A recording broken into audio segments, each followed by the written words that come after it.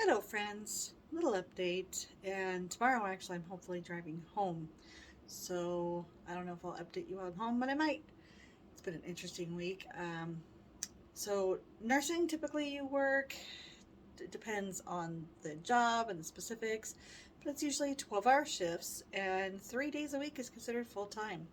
So I worked my three, and I got to do something different this week, guys. I got to go work in postpartum. So, one of the fun things about a small town hospital in a very small rural access facility is there aren't a whole bunch of separate different departments. And that's what I've been kind of talking to with some of my coworkers. When you come from a hospital where there are departments for pretty much everything, she was my coworker who was kind of training me to postpartum was surprised to hear that we had separate surgical floors for like ortho surgeries versus general surgeries. There's one surgical floor. It's actually the med surg floor, and attached to it is OB.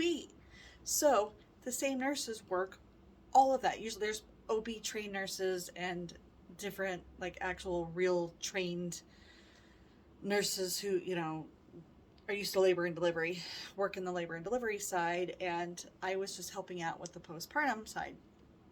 So that was definitely a little bit different than your normal med surge patients. So I feel like I am getting good experience learning different things here.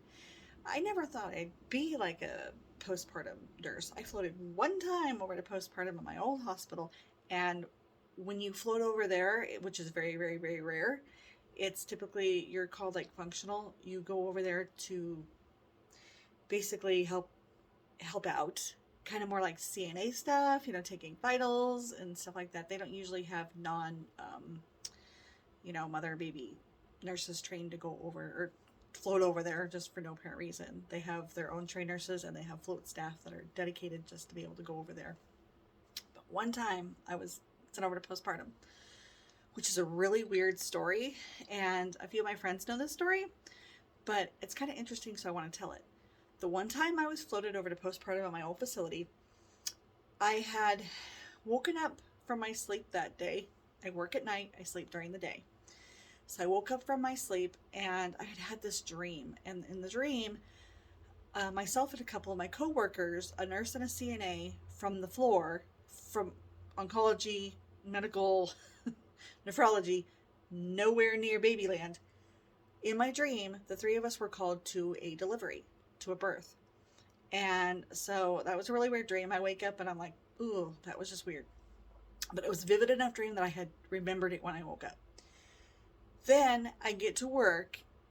Oh, before I get to work, I get a text from a friend of mine saying that she had gone into labor and was at the hospital. She'd had her baby. I'm like, oh, cool. And she goes, if you're coming to work tonight, maybe you could stop by and see me, which I wasn't sure I'd be able to. But I was like, okay, cool. Maybe after work I can go, visit. This is pre-COVID days, so you could go visit people at the hospital heck of a lot easier. So yeah, I get to work and they tell me you're floating to postpartum. I'm like, what?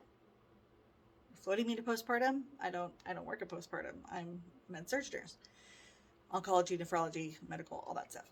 So they're like, yeah, you're gonna float over there and you'll just be like functional. So I get over there, and first of all, I was kind of like excited because I was able to go visit my friend.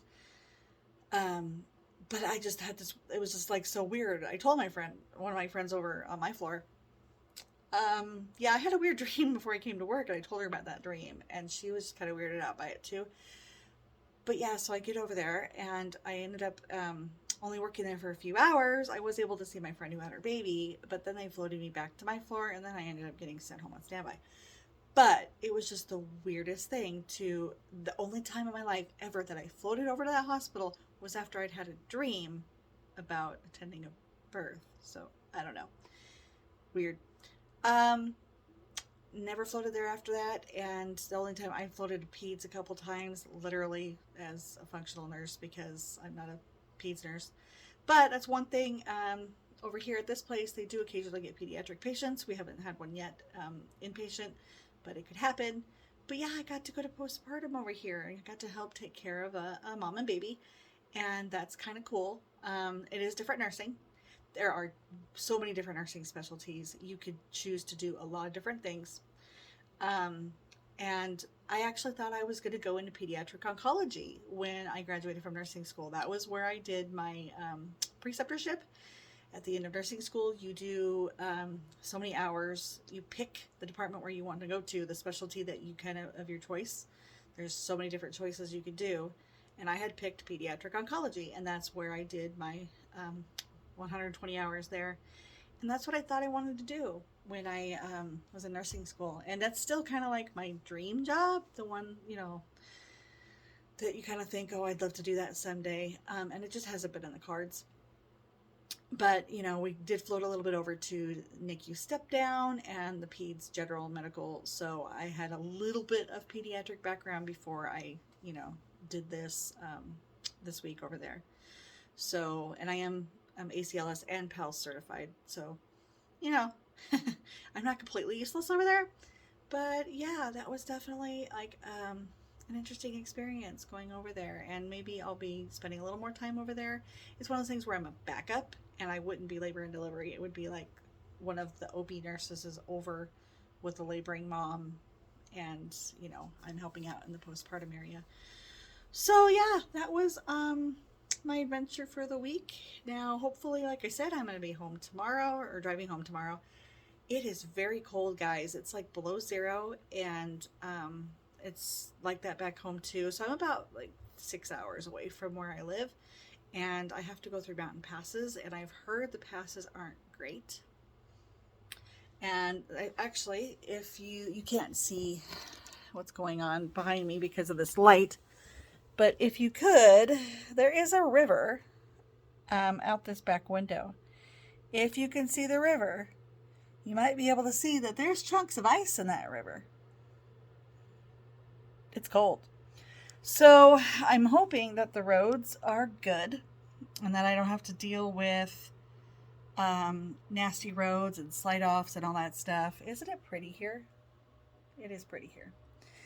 I'm going to find out I'm going to call tonight one of my coworkers at this hospital where I'm traveling at. Actually is from my area. And she traveled home last week and is back to work tonight.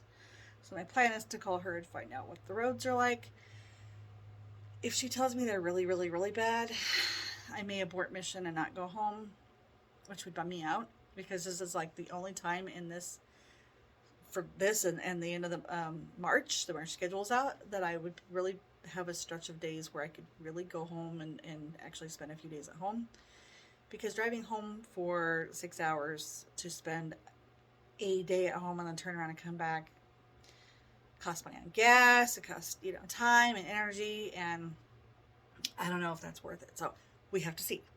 My plan is that I go home tomorrow morning. So we'll find out. Anyway, I'm going to go run and grab some food. I actually ordered a dinner at a restaurant that's literally within walking distance from where I am. I heard this is good food, so I'm going to go try that.